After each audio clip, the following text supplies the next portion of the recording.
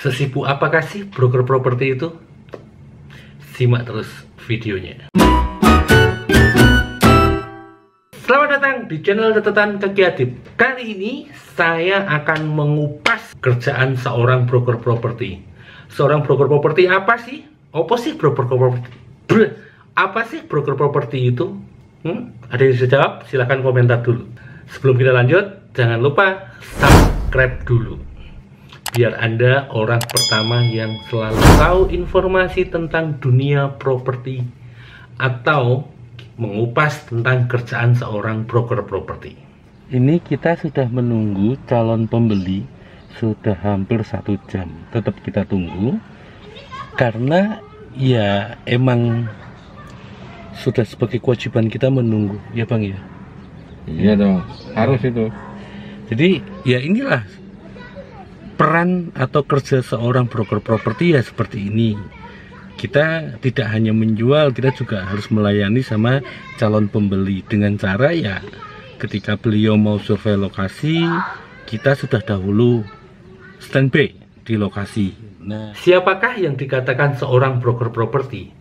Dan broker properti itu apa sih? Broker properti adalah orang yang memasarkan atau mencarikan sebuah properti, baik itu rumah, tanah, kos-kosan, gudang, ruko, hotel, dan semuanya yang berhubungan dengan properti. Itu namanya broker properti. Tingkatan dari sebelum masuk ke level broker properti itu apakah ada levelnya? Ya, kalau dulu, saya bercerita sedikit ya. Dulu saya selalu dibantah ketika mengatakan broker properti. Tapi saya selalu dibilang bahwa kamu bukan broker properti, tapi kamu perantara. Kalau nggak perantara, kamu tuh maklar. Kalau nggak maklar, bahasanya adalah calo, kan gitu.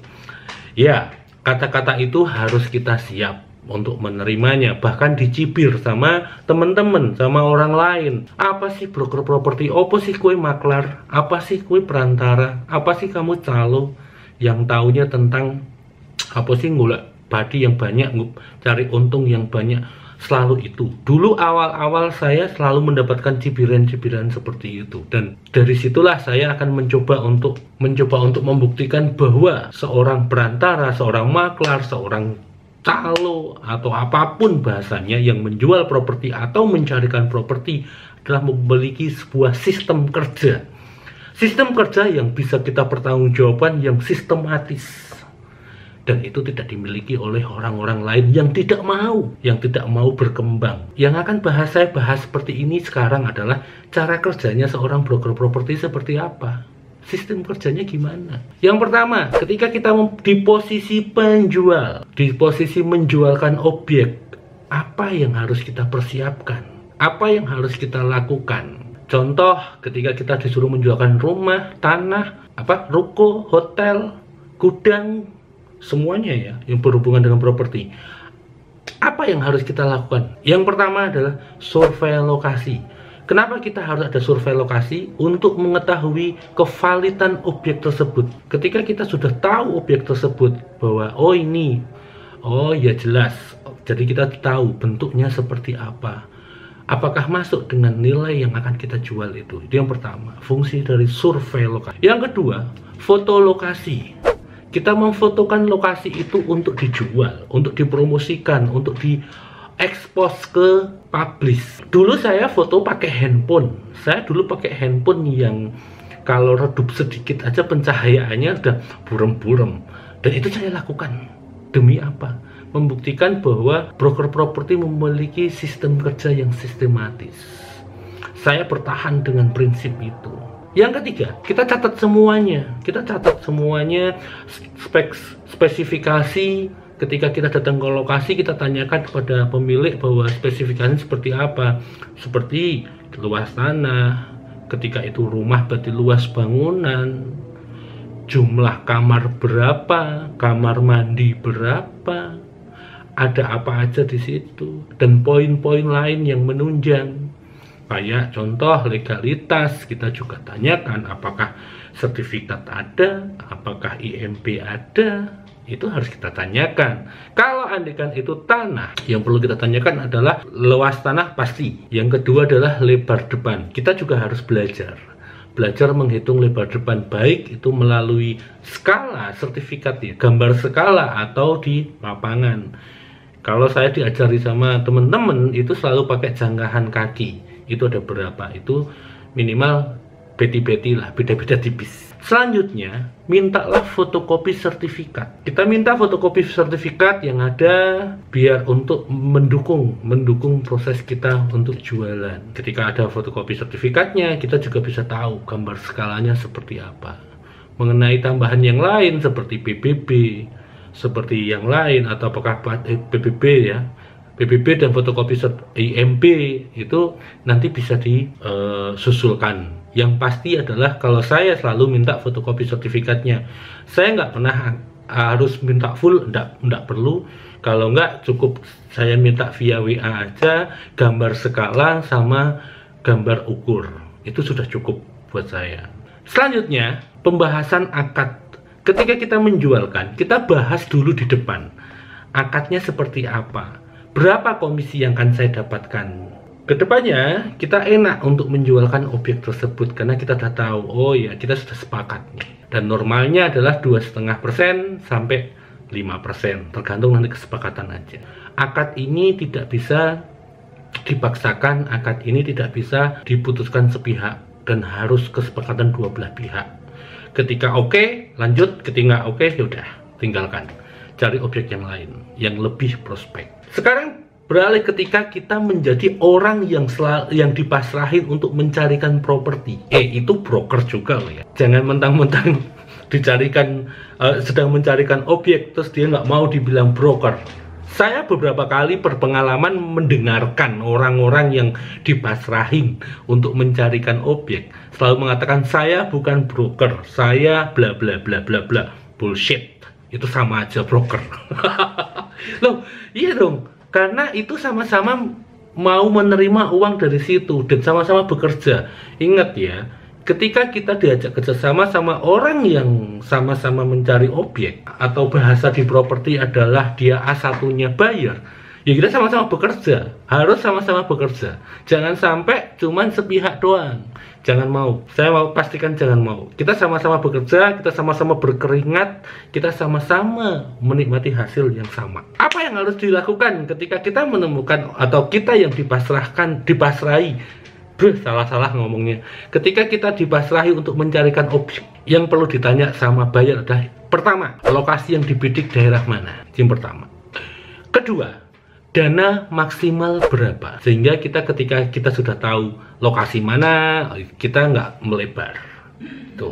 Ketika kita sudah berbicara tentang dana maksimal berapa, jadi anggarannya kita ngerti bayar itu kekuatan dananya berapa, kita carikan sesuai dengan spesifikasi yang sudah diberikan sama beliau ke kita. Jangan sampai beliau punya dana 1M tapi ditawari 18 miliar, ya kan kasihan, dikirain menghina. Selanjutnya, ketika itu rumah, tanyakan bahwa sistem pembeliannya mau cash atau mau kredit.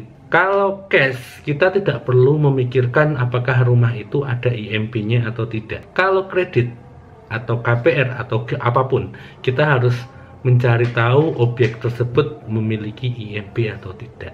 Itu yang perlu. Poin pertama ketika kita dijadikan sebagai broker yang mencarikan objek. Selanjutnya kita mencari rekanan. Ketika data ini sudah kita dapatkan dari buyer yang mencari objek, kita cek listing punya kita sendiri. Ketika di poin-poin itu tidak ada, kita mencoba untuk mencarikan dengan cara mencari rekanan, yaitu cobrok. Kita cobrok sama teman-teman, sama-sama teman-teman broker atau agen properti, kita kerjasama. Biar tidak terlalu panjang jalannya, biar tidak terlalu panjang keretanya. Itu carilah rekanan yang memiliki objek tersebut. Jadi jangan sampai kita, oh ini kita punya buyer nih, kita punya buyer dan mencari objek rumah yang sekian, tiba-tiba kita memasarkan juga sama orang yang tidak punya. Salah. Kita cari kerjasama sama orang yang sudah memiliki objek.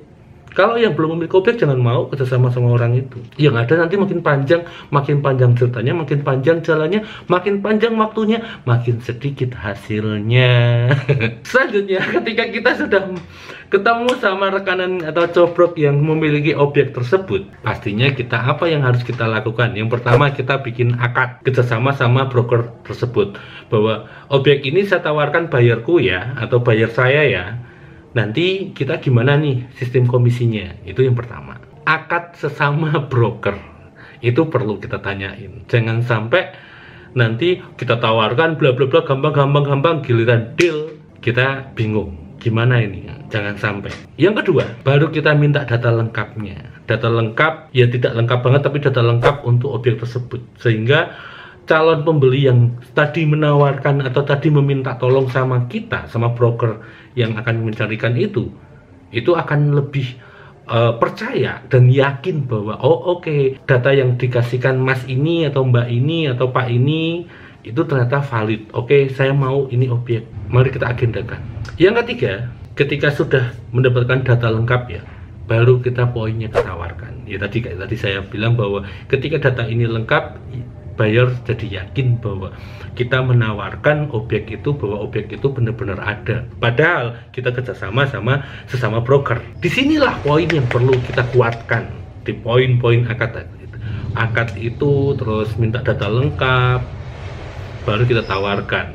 Ada satu poin lagi yang selalu ditanyakan teman-teman, dan ini saya juga akan menjelaskan bahwa yang selama ini saya jalankan, upah atau komisi dari buyer. Sejauh ini saya selalu menerapkan diri bahwa ketika kami dipasrahin untuk mencarikan objek, kami tidak pernah meminta komisi matok sekian. Beda kalau menjualkan ya, tapi kami selalu menyenggol atau mengatakan bahwa monggo kerelaan mau dikasih berapa kalau buyer itu memasrahkan untuk mencarikan total mencarikan ke saya atau ke kami selalu akan mengatakan bahwa silahkan mau dikasih tali asih berapa. Tapi ketika saya riset ke teman-teman, beberapa pendapat teman-teman ada dua poin yang selalu yang lain lakukan, dan kami juga pernah melakukan sekian tahun yang lalu pernah mencoba melakukan. Ada beberapa broker yang tidak meminta komisi, termasuk saya, termasuk kami Omah Properti juga tidak meminta komisi. Tapi ada beberapa pendapat bahwa yang pertama, broker tidak minta komisi untuk orang atau buyer yang minta untuk carikan objek. Itu yang pertama. Yang kedua, ketika kita sudah survei lokasi lebih dari 3 objek dalam waktu 1 hari, secara otomatis kami akan minta bukan komisi tapi uang pengganti bensin. Itu yang akan kami minta, seikhlasnya berapapun untuk pengganti bensin. Ketika dalam kurun waktu 1 hari pembeli itu atau buyer itu muter terus survei objek sama kita. Nah, itu yang ada beberapa pemahaman seperti itu. Tapi saya kembalikan lagi bahwa kalau kami secara selama ini kami tidak pernah meminta uang atau minta komisi kepada pembeli, karena itu salah satu servis yang kami berikan. Jadi monggo kalau yang poin ini saya kembalikan lagi kepada teman-teman, ketika mendapatkan kasus yang sepertinya seperti apa, jawabannya adalah kalian berhak melakukan 2 poin. Yang pertama adalah tidak minta apapun, tapi kita dapatnya dari penjual.